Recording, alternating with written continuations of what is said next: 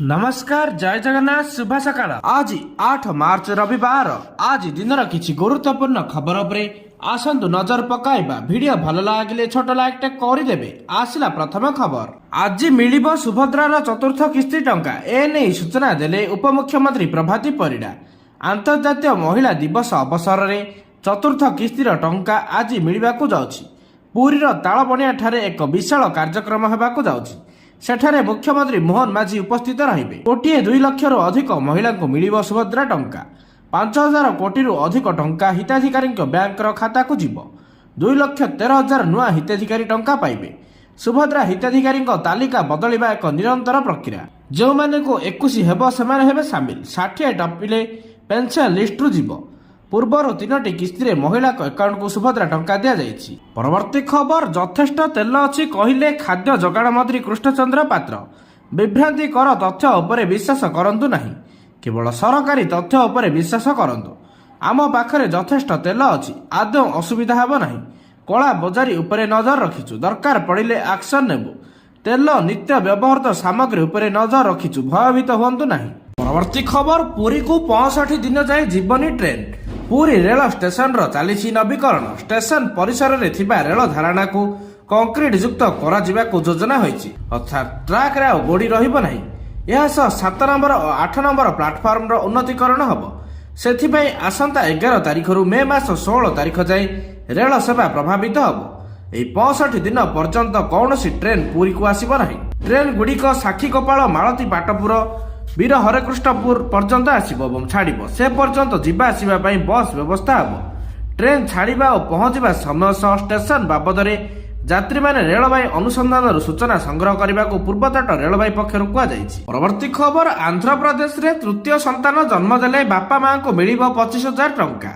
आंध्र प्रदेश मुख्यमंत्री एन चंद्रबाबू नायडू एही घोषणा करिसंती जन्महार ह्रास पाउथिबारु राज्य युव कर्मजीवी अभावर सम्मुखीन होई पारे ଏହି ସମସ୍ୟାର ସମାଧାନ ପାଇଁ ରାଜ୍ୟ ସରକାର ନୂଆ ଜନସଂଖ୍ୟା ନୀତି ଆଣିବାକୁ ଯାଉଛନ୍ତି। ତୃତୀୟ ସନ୍ତାନ ଜନ୍ମ ସମୟରେ ସରକାର ଦେବେ 25,000 ଟଙ୍କା ଏହା ସହ ତୃତୀୟ ସନ୍ତାନ ପାଇଁ ଅତିରିକ୍ତ ସୁବିଧା ପ୍ରଦାନ କରିବାର ମଧ୍ୟ ଯୋଜନା ରହିଛି 5 ବର୍ଷ ପାଇଁ ମାସିକ 1,000 ଟଙ୍କା ସହାୟତା ମିଳିବ ପିଲାଟି 18 ବର୍ଷ ପର୍ଯ୍ୟନ୍ତ ମାଗଣାରେ ପଢିବା ବ୍ୟବସ୍ଥା ମଧ୍ୟ କରାଯାଇଛି। ପରବର୍ତ୍ତୀ ଖବର ମଧ୍ୟପ୍ରାଚ୍ୟ ଯୁଦ୍ଧକୁ ନେଇ ସାରା ବିଶ୍ୱ ଚିନ୍ତାରେ ଥିବା ବେଳେ ଭାରତ ଉପରେ ପଡ଼ିଛି ପ୍ରଭାବ ବଢ଼ିଛି ଏଲପିଜି ଦର ଘରୋଇ ଏଲପିଜି ସିଲିଣ୍ଡର ପିଛା 60 ଟଙ୍କା बढ़ी 913 टंकार पहुंची थिला 853 एवं 913 टंका सेहीपरि वाणिज्यिक एलपीजी सिलिंडर पिछा 115 टंका बढ़ी होईची 1883 टंका एलपीजी दर वृद्धि को युद्ध सह जोड़ी देखा जाउची ईरान इजराइल अमेरिका युद्ध जोगु दर वृद्धि पाइथिबा आलोचना होची देशर अधिकांश परिवार एलपीजी गैस उपरे निर्भर करुथिबारु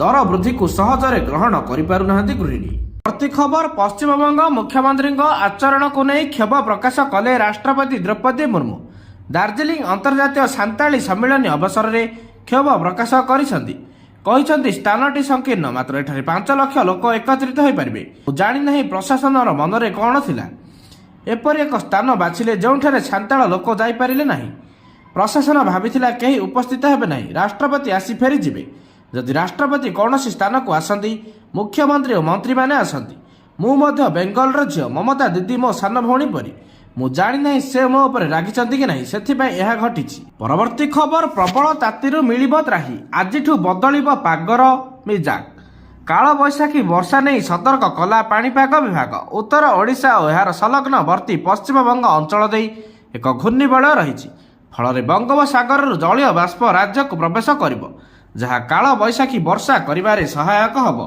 आज 9 तारिख जाए राज्य में विशेष प्रभाव रहिबा नै अलर्ट जारी कला पाणीपाग विज्ञान केन्द्र आज 23 जिले में घड़घड़ी बिजुली सह हल्का वर्षा नहीं अलर्ट जारी करा जायछि सुंदरगढ़ केन्दुझर मयूरभंज और बालेश्वर में प्रबल वर्षा नहीं ऑरेंज अलर्ट जारी करा जायछि एही 4 जिले में 40 रु 50 किलोमीटर बेगरे पवन सह झड़ वर्षा होबार संभावना रही 22 जिला को काल बैशाखी वर्षा नहीं येलो अलर्ट जारी करा जायछि 9 तारिख में उत्तर ओडिशार किछि जिले में रहिबो हल्का प्रभाव। परवर्ती खबर माओवादी आत्मसमर्पण करिबार शेष सुजोग मार्च 31 तारिख आउ हाथ गणति किछि दिन रहिला नक्सल जदि जंगल बाहरी पुलिस निकट में आत्मसमर्पण न करती तेज स्थिति भयंकर हम बोली केन्द्र गृहमंत्री अमित शाह पूर्व सफा सफा कहते सरकार टार्गेट जिते पाखई आसुची ନକ୍ସଲ ସେତେ ଜଙ୍ଗଲରୁ ବାହାରି ସଂଗଠନକୁ ତ୍ୟାଗ କରି ମୁଖ୍ୟ ସ୍ରୋତରେ ସାମିଲ ଅଛନ୍ତି। ଏହି କ୍ରମରେ ତେଲେଙ୍ଗାନା ମୁଖ୍ୟମନ୍ତ୍ରୀ ରେବନ୍ତ ରେଡ୍ଡୀଙ୍କ ସମ୍ମୁଖରେ 130 ଜଣ ନକ୍ସଲ ଆତ୍ମସମର୍ପଣ କରିଛନ୍ତି। ହାଇଦ୍ରାବାଦରେ ଆୟୋଜିତ ଏକ ସ୍ୱତନ୍ତ୍ର କାର୍ଯ୍ୟକ୍ରମରେ ଏହି ନକ୍ସଲ ମାନେ ମୁଖ୍ୟ ସ୍ରୋତରେ ସାମିଲ ହୋଇଛନ୍ତି। ପରବର୍ତ୍ତୀ ଖବର, ମଧ୍ୟପ୍ରାଚ୍ୟରେ ଯୁଦ୍ଧ ପରିସ୍ଥିତି ଅଧିକ ଖରାପ ହେବାରେ ଲାଗିଛି। ନିକଟରେ ଆମେରିକା ଏକ ଇରାନୀ ଯୁଦ୍ଧ ଜାହାଜ ଉପରେ ଆକ୍ରମଣ କରି ବୁଡ଼ାଇ ଦେଇଥିବା ବେଳେ ଆଉ ଏକ ଇରାନୀ ଜାହାଜ IRIS ଲାଭାନ ଶୁକ୍ରବାର ଭାରତର କୋଚି ବନ୍ଦରରେ ପହଞ୍ଚିଛି। ସମ୍ବାଦ ସରବରାହ ସଂସ୍ଥା NI ରିପୋର୍ଟ କହିଛି ଯେ ଫେବୃଆରୀ 28 ତାରିଖରେ ଜାହାଜରେ କୌଣସି ଯାନ୍ତ୍ରିକ ତ୍ରୁଟି ଦେଖାଦେବା ପରେ ଇରାନ ଭାରତକୁ ସହାୟତା ଅନୁରୋଧ କରିଥିଲା। ମାର୍ଚ୍ଚ 1 ତାରିଖରେ ଜାହାଜକୁ କୋଚିରେ ଟେକିଂ କରିବାକୁ ଭାରତ ଅନୁମତି ଦେଇଥିଲା ଏବଂ ମାର୍ଚ୍ଚ 4 ତାରିଖରେ ଜାହାଜ ବନ୍ଦରରେ ପହଞ୍ଚିଥିଲା। ଜାହାଜରେ ଥିବା 183 ଜଣ କ୍ରୁ ସଦସ୍ୟ ବର୍ତ୍ତମାନ କୋଚିରେ ଭାରତୀୟ ନୌସେନା ପ୍ରତିଷ୍ଠାନରେ ରହିଛନ୍ତି। ଗୁରୁବାର ଆମେରିକା ଆକ୍ରମଣ ଆଶଙ୍କା ମଧ୍ୟରେ ଶ୍ରୀଲଙ୍କା ତ୍ରିଙ୍କୋମାଲି ବନ୍ଦରରେ ଇରାନୀ ନୌସେନା ଜାହାଜ IRINS ବୁଶେହରକୁ ଆଶ୍ରୟ ଦେଇଥିଲା। ରାଷ୍ଟ୍ରପତି ଏହାକୁ ମାନବିକତା ଦୃଷ୍ଟିକୁ ନିଆଯାଇଥିବା ଏକ ସ୍ୱାଧୀନ ନିଷ୍ପତ୍ତି ବୋଲି ବର୍ଣ୍ଣନା କରିଥିଲେ। ଏହି ଜାହାଜରେ ମୋଟ 208 ଜଣ ଲୋକ ଥିଲେ, ଯେଉଁଥିରେ 53 ଜଣ ଅଧିକାରୀ, 84 ଜଣ କ୍ୟାଡେଟ୍ ଓ 71 ଜଣ ଅନ୍ୟ ନାବିକ ଅଛନ୍ତି। ପରବର୍ତ୍ତୀ ଖବର, ରାଜ୍ୟସଭା ନିର୍ବାଚନକୁ ନେଇ ସରଗରମ ରାଜନୀତି। କେନ୍ଦ୍ର ଫୋକସରେ ଓଡ଼ିଶାର ଚତୁର୍ଥ ଆସନ ଥିବାବେଳେ ଏନେଇ ତିନି ଦଳ ମଧ୍ୟରେ ଛକାପଞ୍ଝା ଦେଖିବାକୁ ମିଳିଛି। ବିଜେପି ସମର୍ଥିତ ସ୍ୱାଧୀନ ପ୍ରାର୍ଥୀ ଦିଲ୍ଲୀପ ରାୟଙ୍କୁ କେନ୍ଦ୍ର ଗୃହମନ୍ତ୍ରୀ ଅମିତ ଶାହା ଭେଟିବା ପରେ ଚର୍ଚ୍ଚା ଆହୁରି ସରଗରମ ହୋଇଛି। ଚତୁର୍ଥ ଆସନ ଲାଗି ବିଜେଡି କଂଗ୍ରେସର କମନ କ୍ୟାଣ୍ଡିଡେଟ୍ ଦତ୍ତେଶ୍ୱର ହତ୍ୟା ହୋଇଥିବା ବେଳେ ଦିଲ୍ଲୀପ ରାୟକୁ ବିଜେପି ସମର୍ଥନ କରିଛି। ଦତ୍ତେଶ୍ୱର ନିଶ୍ଚିତ ବିଜୟ ହେବେ ବୋଲି ପୂର୍ବରୁ କହିଥିଲେ ପିସିସି ସଭାପତି ଭକ୍ତ ଦାସ। ସେହିପରି ବିଜେପି ମଧ୍ୟ ରାଜ୍ୟସଭା ନିର୍ବାଚନରେ ସଫଳତା ମିଳିବ ବୋଲି କହିଥିଲା। ଅନ୍ୟପଟେ ଏନେଇ ପ୍ରତିକ୍ରିୟା ରଖି ବିଜେଡି କହିଛି ସରକାରୀ ଦଳର ଆସ୍ଫାଳନ ସତ ହେବ ନାହିଁ। ପରବର୍ତ୍ତୀ ଖବର, ମଧ୍ୟପ୍ରାଚ୍ୟରେ ଜାରି ରହିଥିବା ଭୟଙ୍କର ଯୁଦ୍ଧ 8ମ ଦିନରେ ପହଞ୍ଚିଛି। ଇରାନ, ଆମେରିକା, ଇସ୍ରାଏଲ ମଧ୍ୟରେ ସଂଘର୍ଷ ଚରମ ସୀମାରେ ଥିବାବେଳେ ଯୁଦ୍ଧ ମଇଦାନରୁ ଏକ ବଡ଼ ଖବର ସାମ୍ନାକୁ ଆସିଛି। ଆମେରିକାର ବୈଦେଶିକ ବିଭାଗ ଇସ୍ରାଏଲକୁ ପ୍ରାୟ $151.8 ମିଲିୟନ ମୂଲ୍ୟର ଅସ୍ତ୍ରଶସ୍ତ୍ର ଓ ସାମରିକ ସହାୟତା ପାଇଁ ମଞ୍ଜୁରୀ ଦେଇଛି। ଆମେରିକାର ବୈଦେଶିକ ମନ୍ତ୍ରୀ ମାର୍କୋ ରୁବିଓ ଏହି ଗୁରୁତ୍ୱପୂର୍ଣ୍ଣ ନିଷ୍ପତ୍ତି ନେଇ କହିଛନ୍ତି ଯେ ବର୍ତ୍ତମାନର ଜରୁରୀକାଳୀନ ପରିସ୍ଥିତିକୁ ଦୃଷ୍ଟିରେ ରଖି ଇସ୍ରାଏଲକୁ ତୁରନ୍ତ ସାମରିକ ଉପକରଣ ଯୋଗାଇ ଦେବା ଆବଶ୍ୟକ। ଯୁଦ୍ଧ ଯୋଗୁଁ ଉଭୟ ପକ୍ଷରେ ଅସ୍ତ୍ରଶସ୍ତ୍ରର ଅଭାବ ଦେଖାଦେଇଥିବାରୁ ଆମେରିକାର ଏହି ପଦକ୍ଷେପ ଇସ୍ରାଏଲର ପ୍ରତିରକ୍ଷା ବ୍ୟବସ୍ଥାକୁ ଅଧିକ ଶକ୍ତିଶାଳୀ କରିବ ବୋଲି ଆଶା କରାଯାଉଛି। ପରବର୍ତ୍ତୀ ଖବର, ଇରାନ ଯୁଦ୍ଧଜାହାଜ IRIS ଡେନା ବୁଡ଼ିବା ଏବଂ ଭାରତ IRIS ଲାଭାନର ଡକିଂକୁ ଅନୁମତି ଦେବା ସମ୍ପର୍କରେ ବୈଦେଶିକ ମନ୍ତ୍ରୀ ଏସ୍ ଜୟଶଙ୍କର ଶନିବାର ତାଙ୍କର ପ୍ରଥମ ପ୍ରତିକ୍ରିୟା ରଖିଛନ୍ତି। ଜୟଶଙ୍କର କହିଛନ୍ତି ଯେ ସମୁଦ୍ର ଆଇନ ଉପରେ ମିଳିତ ଜାତିସଂଘ ସମ୍ମିଳନୀ ଏବଂ ଅନ୍ତର୍ଜାତୀୟ ଆଇନକୁ ସେ ସମର୍ଥନ କରନ୍ତି। ଏହାସହ ମାନବିକତା ଦୃଷ୍ଟିକୋଣରୁ IRIS ଲାଭାନକୁ କୋଚିରେ ଡକିଂ କରିବାକୁ ଅନୁମତି ଦିଆଯାଇଥିଲା। ରାୟସିନା ଡାଇଲଗ 2026ର ତୃତୀୟ ଦିନ ଜୟଶଙ୍କର ଏହି ପ୍ରତିକ୍ରିୟା ରଖିଛନ୍ତି। ଆମେରିକା, ଇସ୍ରାଏଲ ମିଳିତ ଭାବରେ ଇରାନ ଉପରେ ଆକ୍ରମଣ କରିଥିବା ବେଳେ ଏହାର ପ୍ରଭାବ ସାରା ବିଶ୍ୱରେ ପଡ଼ିଛି। ଆମେରିକା ବୁଡ଼ା ଜାହାଜ ଶ୍ରୀଲଙ୍କା ଉପକୂଳରେ ଇରାନର ଯୁଦ୍ଧଜାହାଜ IRIS ଡୋନାକୁ ଆକ୍ରମଣ କରି ପୂରାପୂରି ନଷ୍ଟ କରିଦେଇଥିଲା। ଏଥିରେ 87 ଇରାନ ନାବିକଙ୍କ ମୃତ୍ୟୁ ହୋଇଥିଲା। ସେବେଠାରୁ ଭାରତ ମହାସାଗରରେ ସୁରକ୍ଷାକୁ ନେଇ ଗମ୍ଭୀର ସଂକଟ ଉତ୍ପନ୍ନ କରିଛି। ପରବର୍ତ୍ତୀ ଖବର, ଇରାନର ରାଷ୍ଟ୍ରପତି ମାସୁଦ ପେଜେଶକିଆନ ଘୋଷଣା କରିଛନ୍ତି ଯେ ଇରାନ ଉପରେ ଆକ୍ରମଣ ସେମାନଙ୍କ ଅଞ୍ଚଳରୁ ଆରମ୍ଭ ନ ହେବା ପର୍ଯ୍ୟନ୍ତ ଦେଶ ପଡ଼ୋଶୀ ରାଷ୍ଟ୍ରଗୁଡ଼ିକ ଉପରେ କ୍ଷେପଣାସ୍ତ୍ର କିମ୍ବା ଡ୍ରୋନ୍ ଆକ୍ରମଣ ବନ୍ଦ କରିବ। ଅନ୍ତର୍ଜାତୀୟ ରିପୋର୍ଟ ଅନୁଯାୟୀ ଏହି ନିଷ୍ପତ୍ତିକୁ ଇରାନର ଅସ୍ଥାୟୀ ନେତୃତ୍ୱ ପରିଷଦ ଦ୍ୱାରା ଅନୁମୋଦନ କରାଯାଇଛି ଏବଂ ଏହି ଅଞ୍ଚଳରେ ଦିନର ତୀବ୍ର ଯୁଦ୍ଧ ପରେ ଉତ୍ତେଜନା ହ୍ରାସ କରିବା ଦିଗରେ ପ୍ରଥମ ସ୍ପଷ୍ଟ ପଦକ୍ଷେପ ଭାବରେ ଦେଖାଯାଇଛି। ପେଜେଶକିଆନ ମଧ୍ୟ ସଂଘର୍ଷ ଯୋଗୁଁ ସୃଷ୍ଟି ହୋଇଥିବା ଅସ୍ଥିରତା ପାଇଁ ପଡ଼ୋଶୀ ଦେଶମାନଙ୍କୁ କ୍ଷମା ପ୍ରାର୍ଥନା କରିଛନ୍ତି ଏବଂ କହିଛନ୍ତି ଯେ ଇରାନ ଚାହୁଁନାହିଁ ଯେ ଏହି ସଂକଟ ସମଗ୍ର ଅଞ୍ଚଳରେ ଆହୁରି ବ୍ୟାପିଯାଉ। ପଡ଼ୋଶୀ ଦେଶଗୁଡ଼ିକ ଉପରେ ଆକ୍ରମଣ ବନ୍ଦ ହେବାର ସଂକେତ ଦେବା ସହ ରାଷ୍ଟ୍ରପତି ପେଜେଶକିଆନ ସ୍ପଷ୍ଟ କରିଛନ୍ତି ଯେ ଇସ୍ରାଏଲ କିମ୍ବା ଆମେରିକାର ଚାପରୁ ଇରାନ ପଛକୁ ହଟିବ ନାହିଁ। ସରକାରୀ ଟେଲିଭିଜନରେ ପ୍ରସାରିତ ଏକ ଭାଷଣରେ ସେ କହିଥିଲେ ଯେ ଇରାନବାସୀ କେବେ ଆତ୍ମସମର୍ପଣ କରିବେ ନାହିଁ। ସେ ଚେତାବନୀ ଦେଇଥିଲେ ଯେ ଇରାନର ଆତ୍ମସମର୍ପଣ ପାଇଁ ଆଶା ରଖୁଥିବା ଲୋକମାନେ ସଫଳ ହେବେ ନାହିଁ। ଦେଶ ନିଜକୁ ରକ୍ଷା କରିବା ଜାରି ରଖିବ ବୋଲି ସେ ଗୁରୁତ୍ୱାରୋପ କରିଥିଲେ। ପରବର୍ତ୍ତୀ ଖବର, ସର୍ବଭାରତୀୟ ସିଭିଲ ସର୍ଭିସ ପରୀକ୍ଷା UPSCରେ ଅଲ୍ ଇଣ୍ଡିଆ ରାଙ୍କ 100 ହାସଲ କରିଥିବା କେନ୍ଦୁଝର ଜିଲ୍ଲା ହାଟଡିହି ବ୍ଲକର ମେଧାବୀ ଛାତ୍ର ଶ୍ରୀ ସ୍ୱାତିକ ସତ୍ୟକାମ ଦେବତା ନିଜ ପିତାମାତାଙ୍କ ସହ ଲୋକସେବା ଭବନଠାରେ ମୁଖ୍ୟମନ୍ତ୍ରୀ ମୋହନ ଚରଣ ମାଝୀଙ୍କୁ ସାକ୍ଷାତ କରିଛନ୍ତି। ଏହି ଅବସରରେ ମୁଖ୍ୟମନ୍ତ୍ରୀ ସ୍ୱାତିଙ୍କୁ ଅଭିନନ୍ଦନ ଜଣାଇବା ସହ ତାଙ୍କ ଉଜ୍ଜଳ ଭବିଷ୍ୟତ ପାଇଁ ଶୁଭେଚ୍ଛା ଜଣାଇଥିଲେ।